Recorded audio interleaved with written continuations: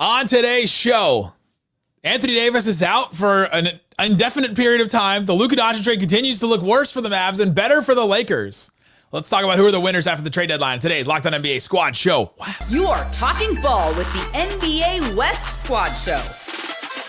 From the Warriors to the Lakers, the Mavericks to the Nuggets, and everyone else in the West. The local experts of the Locked On Podcast Network bring you all the scoops, breakdowns, and the most comprehensive look at the Western Conference. Trash talk and big takes included. No holding back, we're giving the green light. It's time to talk NBA West. And welcome, you are locked on to the NBA Squad Show West. My name is Nick Angstadt, host of still Locked On Mavericks. This is the Squad Show where we take over the feed of your favorite Locked On show. It's an open invite for any host to join and talk about anything that they want in the NBA's Western Conference. Joining me today from Locked On Thunder, Rylan Stiles, man, still at the top of the West. Locked On Rockets, Jackson Gatlin. Locked On Lakers, God, have to see his face again, Andy Kamenetsky. Locked On Grizzlies, DeMichael Cole. Locked On Nuggets, Matt Moore mucking it up. And Locked On Pelicans, Jake Madison, who did not try to trade their star even though he has conditioning issues. Gentlemen. I have a question to start. Go for it. For the panel, okay, if your team traded your franchise superstar for Anthony Davis, what second job would you need to get to supplement your income from Locked On based off of the expected loss of viewership since Mavs fans are done out finite? I have never gotten more like goodbye messages like in DMs and comments and like love the show, appreciate everything you've done for me. Goodbye, like that I had died. Like it's not you, it's Nico. The day the Mavericks died. For Anthony Davis, by the way, still has not thanked New Orleans in an Instagram post like he said he would and did it for the Los Angeles Lakers here. So I'm pretty sure if the Pelicans traded Zion Williamson for Anthony Davis, as much as Pels fans might want Zion gone, that might be like the one player they couldn't do that for. He's also still out with. He's now out with the injury he's been still dealing with since he was in New Orleans, the abductor thing. He needs to have the Dame surgery. You need to get Locked On Blazers here to talk about the Dame surgery. That's what he needs. I can't believe how bad this every single day this trade continues to look worse and worse, right? Like this is what I've been doing on my show every day. I'm gonna take over the Squad West and just talk about this. It looked pretty good for about a half of basketball. Yeah, you had a couple hours there. Yeah. Not even a couple hours because he plays the first quarter, looks great. Second quarter looks great. Halftime, we're like, oh, this is great. At least the basketball is going to be fun and interesting. Then beginning of the third quarter, he starts grabbing at his crotch, and we're like, what is going on? That's not the abductor. That's like a different thing, and it was a non-contact injury. And now the report is he could be out. He's going to be out weeks, potentially a month for Anthony Davis, and that's on the heels of the owner's comments, Patrick Dumont coming out and saying all the things he said yesterday. Actually, I want to pose this to the panel because I found this just like close to reprehensible what Patrick Dumont said about Luka Doncic. He talked about, in my mind, the way teams win is by focus, having the right character, the right culture, having the right dedication to work as hard as possible to create a championship winning outcome. And if you're not doing that, you're going to lose. Look at the greats of the league, the people you and I grew up with, Michael Jordan, Larry Bird, Kobe Bryant, Shaquille O'Neal. Those are his examples, which I think if you're talking about character and preparation and culture, like Michael Jordan fought teammates and he stayed out all night gambling. Kobe Bryant had issues and he fought teammates as well. Shaq came into camp like 400 pounds one year. Yep. And Larry Bird drank more beer than Luka has maybe ever in his life. I don't think he could think of four worse examples. I have a question for you, Nick. If he had mentioned Dirk in there, which it seems on the surface of like maybe you should mention that guy in here, would that actually have been better or worse? They had the perfect example he could have mentioned. You don't think that would have infuriated fans more? It maybe would have been. Well, the thing is, he's damned if he does, damned if he doesn't. Anything he said and anything Nico says right now, which I think why Nico hasn't done a real press conference. He did a press conference before the Cavs game on the road where nobody was playing. Like literally the Mavs started a G League team basically against that team.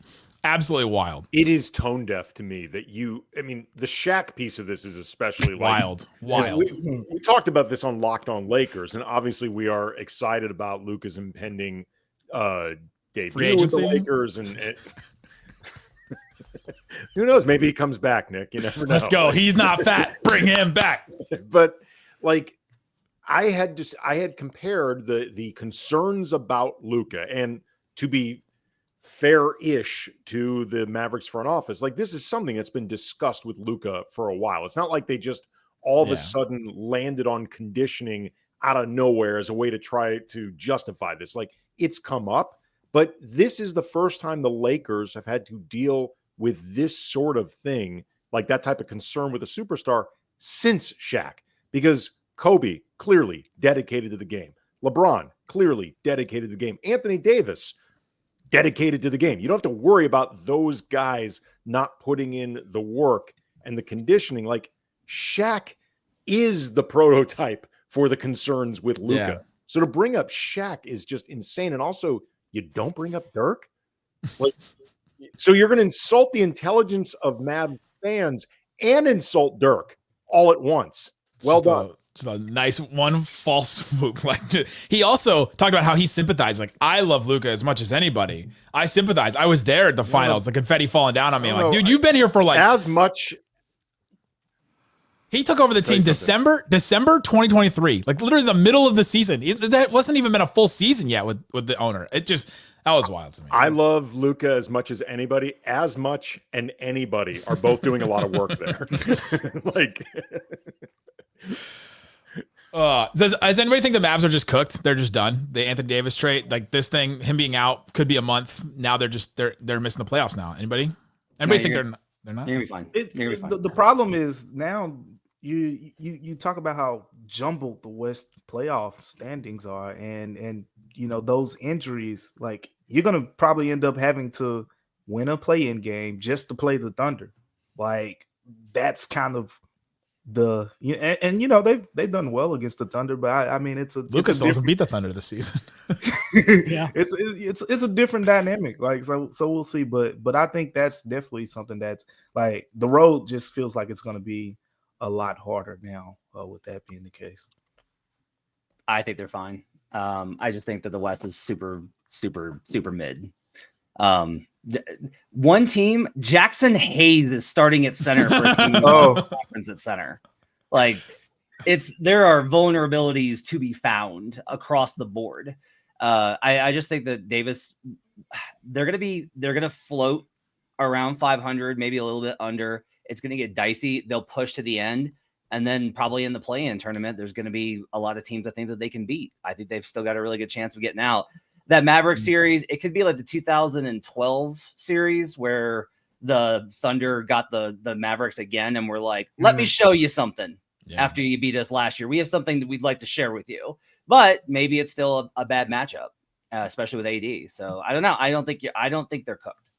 They basically floated all season without Luka, or most of the season without Luka, right? So like, he hasn't played in a month. So there you go. I mean, that's a pretty substantial chunk of the season that they've missed without their best player, and they've done just fine, right? They have a pretty strong supporting cast. Just fine is doing also a lot of work. All right, you know what? Fine. Sorry, I'm doing a lot of work. I don't know what fine is to you. Look, he does cover. I have not done just fine, Jackson. Just fine needs to get in better shape. We're not talking about your mental health, okay, Nick? Calm down. No, but look, depending on how long AD is out for, if he comes back, right? If he comes back in a month, like, this should be fine. Here we go again, though, with this thing, the star player coming back in a month. We're just gonna keep pushing it down the road. And to me, the injury is, of course, it happened because he's a player that gets injured a lot, right, Jake? Like Anthony Davis deals with injury. Does to trade for a player like this and say, all right, well, we're concerned about Luka missing time because of his conditioning. To get a guy that misses games all the time was just wild to me to make that decision. I mean, the whole thing's been tone deaf from the start. Like, we don't need to rehash that again on here. I think we're probably all in agreement. Nick wants to. I need this guy. He needs the catharsis. Come on. All right, coming up, let's get into the Lakers side of this with Luka. The Mark Williams trade got rescinded. Where does that leave the Lakers now? Let's talk about all that and more coming up. Today's episode of Locked On NBA Squad Show West is brought to you by Open Phone. You know, you've had a situation where your business, you just have so many things juggling all the time, and you're like, I don't want to just keep having to go back and forth between my work phone and my regular phone or whatever. Check out Open Phone. It's the #1 business system phone designed to keep your work and life separate. $15 a month, the cost of a few cups of coffee, maybe like 2 cups of coffee. You get complete transparency and versatility and visibility into everything happening into your business phone number. Open Phone works through an app on your phone or computer and integrates with tools like HubSpot, hundreds of others. It also uses AI-powered call transcripts and summaries, so you don't have to listen to every single message. You know exactly what you're getting, and you know exactly who has called you and what they wanted and everything like that. So you'll have a rundown of all your calls and action items the second you hang up. And if you miss a call, no problem. Automated messages are sent directly to your customer, ensuring you never miss an opportunity to engage. Right now, OpenPhone is offering 20% off your first 6 months when you go to openphone.com/LockedOnNBA. That's OPENPHONE.com/LockedOnNBA. OpenPhone.com/LockedOnNBA for 20% off 6 months. And if you have existing numbers with other service, OpenPhone will port them over at no extra charge. Again, OpenPhone.com/LockedOnNBA.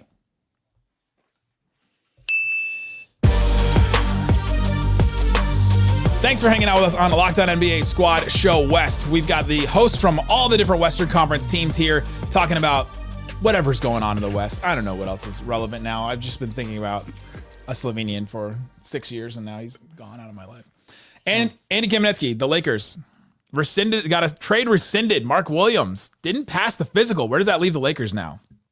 Thin up front. The list of centers they have with any real NBA experience starts with Jackson Hayes and ends with Jackson Hayes. When's Christian Wood come back? Yeah, what's up with Christian Wood? Yeah. Who? Also, wait, how can they be thin up front when Luka's fat? Explain that to me. Playing center, starting at center. Magic Johnson did it. Luka should start at center. He might be one of the heaviest players on the team. So in the NBA, isn't he? Like,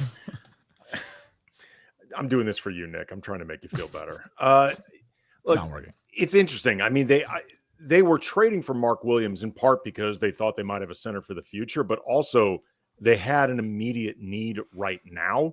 So they were looking to fill some short and long-term needs. For the time being, I think they're going to try to, make it work as best they can with Jackson, who, to be fair, has played very well over the last couple of weeks. Like Hayes has actually played pretty well. The sample size is not huge. The track record for playing at that level for a contending team, obviously not big, but for the time being, he's doing well. I'm sure they'll scour the buyout market, but it is slim pickings, to put it generously, in terms of people out there now or potentially who will be out there. I also think even if Mark Williams had, the physical hadn't been rescinded and he would have been a Laker, I actually think they would have spent a lot of time in the playoffs going smaller anyway, particularly closing unless the matchup absolutely made it so you can't, because some of their most talented players are, their fours and threes and guards, and some of their best defense of late, which has actually happened without Anthony Davis. They've been going small regardless. So like Brian and I had talked about that on Locked On Lakers, that we thought even with Mark Williams there, and we're framing this in terms of not being concerned about his lack of playoff experience, it matters, but we thought he might not be closing games a lot anyway. And that if he's not ready for this yet, fine. It's good just to have him as an option. But look, this is a challenge to overcome. It's not a good place to be in. I'm not going to oversell it. Anybody covering a team in the West worried about the Lakers? DeMichael Cole, the Grizzlies, Jackson with the Rockets, Matt with the Nuggets. Nah. I mean, because I feel like from the Grizzlies standpoint, that was the big difference between the Lakers and the Grizzlies over the last couple years. I always say Anthony Davis hurt them more than LeBron James did. If you go back to the playoff series, you go back to literally the 3 games the Grizzlies and the Lakers have played this season. The Lakers won the 2 that Anthony Davis played. The Grizzlies won the 1 that he didn't play. So, I mean, from the Grizzlies standpoint, I don't think, they're too worried about the Lakers at this point. Alperen historically up to that point had actually played pretty good against Anthony Davis. So when the Lakers lost AD, I was like, oh, this is unfortunate, because for some reason, I don't know, like Şengün just has usually gotten the better of that matchup until he put on a Mavericks jersey and embarrassed the Rockets. And then the Rockets went Steven Adams, Alperen Şengün. They did. They threw out a double big lineup. Center. They were plus 10 in those minutes. It was an interesting little wrinkle. But from the Rockets' perspective, the big issue was going to be, okay, well, you got the big, right, that was going to complement Luka, that was going to complement LeBron, and the question mark to me still is for the Lakers, that perimeter defense is going to be abysmal with LeBron and Luka out there at the same time. Like that, their whole contingency plan was going to be to funnel everybody in to the interior to Mark Williams. That was going to be their entire defensive game plan. I understand the standpoint of, okay, you can play small, you can find effective lineups where your best players are out there. And I understand the idea that you would have closed games without Mark Williams, but playing an entire or a majority of a 48-minute basketball game as a small lineup is not, I think, as conducive to winning as it playing the final 3 to 5 minutes winning a basketball game. I do think that, like, short of Rui Hachimura becoming PJ Washington, the Thunder are pretty okay against against the Lakers. Shooting like 40-something%. I know that is scary, scary, man. That is scary. And I think that we shouldn't totally discount the Lakers because, I mean, Luka did bring Dwight Powell to a surprising Western Conference Finals way back when. But the Thunder are uniquely positioned with all of their perimeter defenders to fare well against two elite scorers with Luka and LeBron. And then to Jackson's point, I don't really see the Shea matchup with the Lakers. So the Thunder should be able to get past LA, but this is a great move for the future. Vando's the answer. I mean, I'm not saying Vando can shut down SGA. Right. I'm saying Vando is the answer to that question in terms of who can try to slow down SGA the most, relatively speaking, because nobody shuts the guy down. He's, I think, right now MVP of the league. And he did find success. He literally just did the equivalent of the Anthony Edwards, like, yeah, they got KD, but we've got Andy is right. We got Jake McDaniels. Yeah, they've got Shea Gilgeous-Alexander, but we've got Jared Vanderbilt. I did not say Vando is the answer to who shuts down SGA. I said Vando is the answer to who do they try to make SGA's life most difficult. Andy is correct here because last year, like, the Lakers did give Shea more trouble than most, but they were able to hold him up long enough to where when he finally broke through Vando and then the rest of their length on the perimeter at that time, he was funneled into Anthony Davis. That's no longer the luxury that the Lakers see. So I do think that changes the equation. But as far as, like, giving Shea trouble on an island, you know, it's surprising names besides Herb Jones, which you would expect, but then it's like Dean Wade gives him trouble and other players like that. So he might have a little bit of trouble outside the perimeter, but with no backline help, it could be a long series and a short one at that. He's gonna copy the Mavs playbook on this, and the interior rim protection isn't as good for sure, but they're gonna blitz Shea coming off of the pick and roll, which then he's going to be like, all right, I'll try guard screen in order to isolate you. But isolation basketball, even against the Lakers, okay, granted, Austin Reeves may have to go sit in the closet for a while, but, like, the rest of the Lakers can probably do okay in isolation coverage one-on-one enough. And then the Lakers' plan is to win with offense. Like, that's going to be the whole thing, is make anybody but Shea shoot. And then the question there is, like, can Chet and Isaiah actually score inside enough to be, like, a real consistent threat? Like, that'll be the formula. I don't know if it'll work, but, like, that'll be the formula. Right, and the Thunder have the defense to kind of hold true on that, even if they don't have a great shooting series, and even if SGA isn't excellent. I mean, Luka and Kyrie last year were not the problem for Oklahoma City. As far as, like, containing those guys go, the Thunder were able to contain both of them on the scoring. Kyrie had a bad series. He had a really bad series against J-Dub. And then the Thunder just could not hit water out of a boat to make up for that because the Mavericks were able to pack the paint, unlike what the Lakers can do. So I think that it wouldn't be some sweep, but I think the Thunder would get past them. Last year, part of the reason that the Lakers matched up extremely well against the Thunder was the size advantage that they had over them, that even if AD was still on the Lakers, if both Hartenstein and Holmgren are available, they don't have the same size advantage from last year to begin with, regardless of any roster changes. It'll be tougher this year just because I think the Thunder are better this year than last year. To be fair to the Lakers, though, the last couple of weeks, they have defended better than they profile on paper. They've been doing a really good job with doubling and rotating, trapping, shifting over. Like, they've been really good at it. Can they maintain it for the next 30-something games? It's going to be a tall order. I mean, it will be, but something we've beaten the drum on all season is, and it changes a little bit with Luka in the equation, but the Lakers have not been good enough this year to coast on talent. They have been good enough that if they play at the top of their game, they can be very good, but they have to play their asses off defensively in order to be good defensively. Like, they have no other choice. They don't have it. It helps to have Vando. It helps to have DFS. It helps to have Gabe Vincent. Like, some of that mentality and some of that energy, I think, becomes contagious. But between losing AD and frankly losing Max Christie, like Max Christie was really important to them defensively. Christie, by the way, underrated pickup for Dallas. Like Christie's, I'm not saying he balances out Luka, but he's keeping me alive, good. Andy. He's keeping me above board. Hey, if you don't want the, I know one thing Luka will not help your team do is to get away from the let's just coast on talent thing like that. That is not something that he will get your team away from, because that happens. The Mavs have played up and down to opponents forever. Coming up, let's get into the rest of the West. What stands out after the trade deadline? Or the Thunder, a big winner, because there's not a lot of big moves made in the West. Let's talk about all that and more coming up.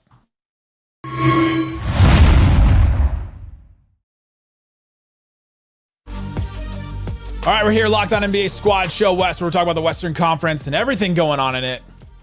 Rylan, are the Thunder the big winners in the trade deadline? Because not a lot of big moves got made. Yeah, the Luka one was huge, but we just talked about how you're not worried about the Lakers in that. Obviously not worried about the Mavs in that. Grizzlies made some moves that kind of just dumped some guys. Yeah, I mean, Nuggets didn't really do anything. The Thunder are big winners because the Rockets didn't go get a top scorer, so it really just shuts them down in the playoffs. We already talked about the Luka Lakers angle. I do think that it's concerning the way that Dallas can play if they're healthy, but that's a massive if. I mean, to navigate a whole play-in tournament, we saw last year what the Pelicans had to go through in the play-in tournament, which really ended any chance of a non-sweep in the first round against the Thunder. And another area where the Thunder won, Cam Johnson did not get traded. And so Cam Johnson's still out there this summer for Oklahoma City to go get, if Matt's prediction comes true, where Wiggins can't shoot and Joe can't shoot and the Thunder suck. Well, in the summertime, they can just go and get Cam Johnson, as they went and got Caruso and Hartenstein to fill in the poor front court depth that they had a year ago. I love Rylan's anti-Thunder impersonation. I love Rylan's anti-Thunder guy. So funny. I don't want it to be true, but everybody, like, on some level, everybody is kind of wondering. Like, that's the only thing, because otherwise, like, you're gonna win, and you're gonna win by margin because you're the best team in the league by margin. Like, you're better than Boston. You just are. Like, we look at the overall. There's no way to argue based on the resume that the Thunder aren't just better than everybody. But that confidence that you wear, I think, can be a little bit over exaggerated in the regular season. Matt, it just dawned on me that we have not mentioned the Denver Nuggets at all. Sleeping Giants. Man. Like, we didn't need to talk about whether they were going to beat the Lakers since they've done it 13 to 14 times. Well, no, that feels like less of a robust debate. But you guys did nothing at the deadline. Like, literally. Where do you think that leaves Denver, and was that a missed opportunity? No, I mean, I would say it was unfortunate, but it wasn't a missed opportunity, because in order for it to be a missed opportunity, an opportunity has to exist. And it turns out that when you go to teams and they're like, hey, do you want our bad players and bad picks for your good players? That they're like, no, I do not. Say it louder for the commenters in the back, Matt. You gotta sell it. I mean, Grizzlies fans can't hear you on that one, man. You need a little zazz. You need a little salesmanship. It's like if you're trying to be like, hey, we'll give you a 20-30 first round swap. And if you take Zeke Naji, and we'll take this contract from you, and you get a 20-30 swap when Jokic may very honestly not be in the United States. Like, how does that sound? And like, there wasn't anybody biting. They didn't. I was surprised at this. The MPJ stuff got shut down like months ago.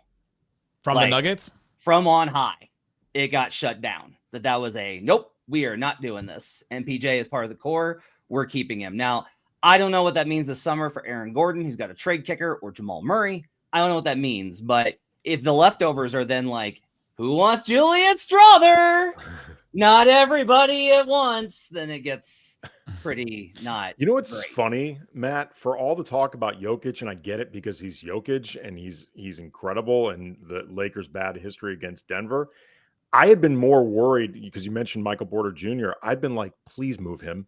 Like, Denver, please move him anywhere. Like, he's really been the guy that I think has been killing the Lakers, because Jokic is Jokic. In a lot of ways, I think AD played him close enough to a draw that it was fine. MPJ was the guy that used to just kill the Lakers. This shows you how fans react, because the fans all are very negative towards MPJ, or some are. Some are very positive, some are very negative from him, from a look at how bad he was in the Wolves series. And I keep being like, and if you talk to the Nuggets and you ask like, hey, what's going on with Mike? Just like off the record, hey, like, what's happening? they're very adamant in that Wolves series. They're like, go look at how they're guarding him. Yeah. They're staying home. They're sending help from any other place. Like, that's one of the reasons why Aaron Gordon is shooting more threes this year and doing it well. He's 40% from three. But that's kind of the thing, is like, versus the Lakers, MPJ kills them. Yes. Because the Lakers cannot help but help one pass away from MP. I don't know why. Like, they literally just forget he's there, Andy. They're just like, I'm just guarding no one. I'll go help out on Jokic now, and it's one pass away every single time. Hey, Jake, can I ask a question? I was gonna say, Jake's just been hanging out. I was actually going to jump in on this one too, but go ahead. Well, no, hit me, and then I'll ask my question. So, with them not making a move, and it seemed like Denver needed to, and you said there's no opportunity, is this a sign of the second apron kind of tamping down the trade deadline, where maybe more teams are going to look to do signing trades, things like that, with expiring deals and stuff like that? Because there was talk about that with Brandon Ingram, that they may get more in the off season when it was a sign and trade than you might get at the trade deadline for one of those type of guys. Yeah, I think it's like, I don't know how you get around that, right? It's just like, yeah. And so many of the moves that were made were setting up this summer. Like, you had a few that were for right now, like, oh, I don't know, Rob Pelinka getting a phone call, hey, you want to meet for coffee, and then I'll give you Luka Doncic. But then Nick, he's off screen. But then, yeah, and like DeAndre Hunter with the Cavs. But like, a lot of these moves, and I think the Nuggets honestly wanted to do this. I don't think the Nuggets wanted to make a move to improve their roster this year.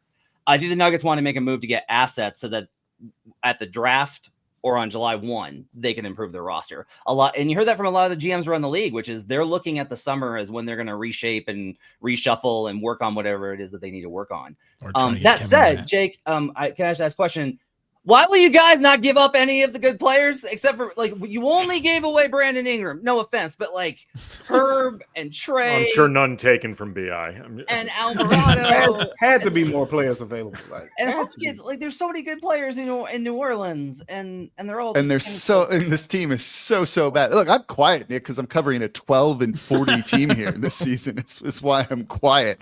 That's why I didn't jump in. Are you scared of the Lakers conversation? Because there's no need for me to chime in here now. Jake's scared of his own team right now. Okay. Yeah, like a little bit.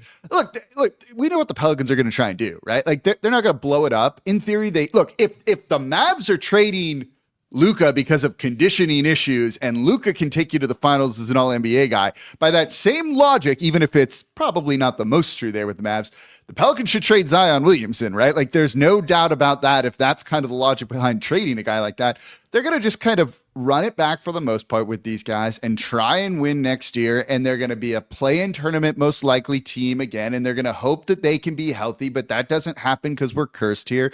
And that's why you didn't see any of those guys on the move. You know, I also think, I do wonder how much that Luka trade is going to impact teams going forward, of like fan favorite players, of like, can you actually move a Herb Jones? Can you actually move a Jose Alvarado, right? Like, it's not fully in the shop, but that's one of his jerseys back there. Like, fans tend to riot over stuff like that. And if a team's already precariously, precariously balancing some attendance at the arena, maybe that's not the best thing to do. So it makes it kind of weird, I guess. Please, for the comedy, like for the comedy gods, the basketball comedy gods, let New Orleans trade Zion to Dallas. That would be the greatest thing ever. Please. I ask for so little. Yeah, you guys didn't even ask for Luka Doncic. You just got him, right? You really actually don't ask for a lot. It gets better, though. Trade him for AD. And send him back to New Orleans and have the guys. I like where your head's at. He's got to thank New Orleans on Instagram first. He promised this years ago and still hasn't done it. They will not let him forget that. Guys, it's okay. We got younger. We got more versatile. We got. Oh my God. Del Michael, why did the Grizzlies just dump guys? I mean, they tried. You know, I think there is a responsibility there from the Grizzlies standpoint. They got this mentality. They want to be cautiously aggressive, right? They don't want to just get careless. You know, Zach Kline, the Grizzlies GM, he said it when we talked to him. He said, I'm, not trying to win a press conference here, even though he ended up winning the press conference. But his mentality was, and then he also said something else. Like, he was pretty open. He said that everyone that we tried to trade for, the star players, by the way, the star players that they tried to trade for, none of them were traded. And that was, obviously getting back to this whole Jimmy Butler thing that was driving everybody wild in Memphis. That was never really a thing.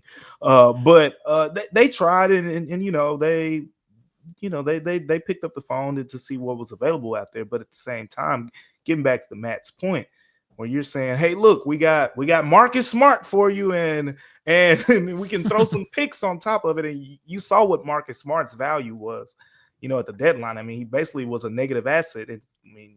He's not, valued the same way that Marcus Smart was 2 seasons ago. So when your best, from a financial, like a money matching perspective, him having over a $20 million cap hit, he was one of their best kind of ways of getting that star player that has a bigger salary, and he was a negative asset, so they just couldn't do it. If the Celtics or Heat are say, yeah, no, we'll give you this player, we're no, that's good, walk away. When that's a sign, that's a red flag. When the Celtics are done with a guy, it's over. When the Sixers or when the Heat are done with a guy, it's over. Although the Sixers lucked out because they just traded their guy to Dallas, but like in general, I think that's like a good kind of formula here. The other thing I've said, and I am kind of like curious about this. So I think like there's stable front office in OKC, obviously. Houston pretty stable with the success that they've had. Pretty stable in Memphis. And Jake, I think we'll see? Question mark? Yeah, look, I'm not sure either. Could go either way. And then like Nick, after, in like the 30 seconds when Nico's gone, I have a question. Like I made this argument on Substack. I don't think you can hire anyone with Laker connections at all. To the Mavericks? To any team. If your guy worked in LA and knows the Lake, nope, I'm out. Like you have to avoid the front office is like 3 people. Who are you going to hire? Like, I mean, like it's a tiny front office. There's I'm nobody, like even former players or anyone with any connections. Anyone, because like Jerry West handed them Pau Gasol. Yeah, and their shoe salesman handed Jerry them West Luka wasn't Doncic. even with the organization when the Pau Gasol deal happened. But he's just saying anyone with anyone with the ties with a previous Lakers connection. Historically, so then is Jared Dudley a spy this whole time on the Yes, like you said it, not me. No. Okay, wait. You think Jared Dudley incepted this into Nico's head? Hey, where was Nico was Kobe's shoe guy, and him and Rob Pelinka probably spent a lot of time together talking about this. I think one of the conspiracy theories, if we're just gonna, indulge me for a little bit, is that these guys made a pact to, all right, you get 3 years with Luka in Dallas, see what you can do, and then send them our way. Where was Jason Kidd coaching before he got those? That's the real tinfoil. Frank Vogel's also hanging out with the Mavs too. Ooh, wow. The truth is out there. This is wild because Zach Kleiman, the Grizzlies GM, he has Lakers ties. I don't know if you knew that, Matt. And now the ratings are fixed. Happy to Adam Silver. Great job, guys. This Why has been. haven't we gotten Ja yet? I mean, get on it, Zach. Like the hell, man. Don't worry. You don't need Ja. Triple J's on the way. Okay, there you go. You need enough. a big man. You're gonna get Triple J. Guys, in the words of Ja, Jaren Jackson Jr. is the franchise player now. So. Thanks for hanging out with us on Locked On NBA Squad Show West. Check out all these great shows. There's a link in the description to find all of them daily. Great stuff all the time. Even the Locked On Pelican Show. Great stuff all the time from Jake Madison, even though the team might not be good. Guys, thanks so much for hanging out with us on Locked On NBA Squad Show West. It's only been 9 days.